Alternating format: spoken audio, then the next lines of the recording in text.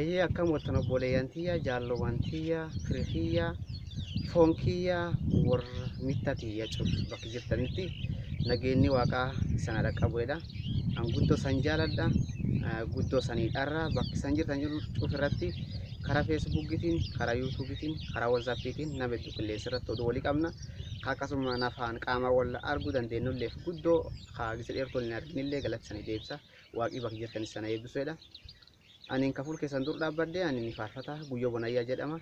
Namni nan beekne fi ani faaruu ani faarfadhee ittiin jedhu namni dadhabullee ati hin dadhabdu waan kiyyattu faaruu faarfannaa fayyaa dhageettanii faarfannaan kunini eegis hedduu namni akkanum taa'etti namni wanni kun dhaamsa kiyya erga kiyya jechuu danda'a. Akkuma sun isin dhuguma ergaaf dhaamsa namaati. Maan jennaan faarfannaa jechuun inni kadubbu waaqa keessaa ba'ee kajechu waaqati keessa gad dhufe tokko erga deemettiin karaa wangeelaa afaaniin haasa'ee lallaba tokko immoo karaa faarfannaa kanaanii erga gallakkisee biyya dhaqqabuu danda'a jechuudha. Kanaaf kun kennamsoo kawaaqina kennan karaa kanaan biyya bakka fagoof dhiyoo jiranillee dhaqqabuu jira jechuudha. Tu faarfannaa kana irratti yoo dhageettan faarfannaan kun akkan jedha.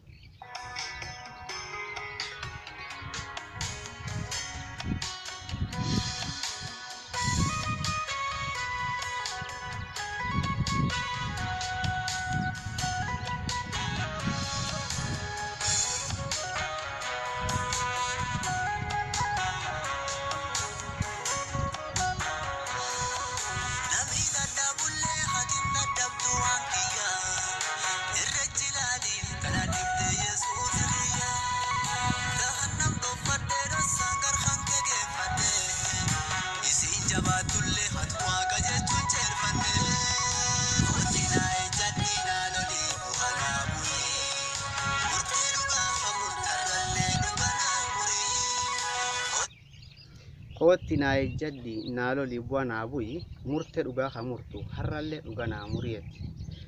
Obboleessi kiyya obboleettii kiyya ka bakka fagoo jirtuuf bakka dhiyoo jirtullee jireenya kan kee dhugeeffachaa kan keessatti imaltu dhugeeffachaa kan keessatti waan bu'aa baay'ee akka tarkaanfachuu dandeessu yookaan gargaara akka kee ba'uu dandeessu. Faarfannaan sun yoo isaan dhageeffattan faarfannaan kun iyyan bo'aati bootiyya qabeettaan taayitii waaqa geeffatu.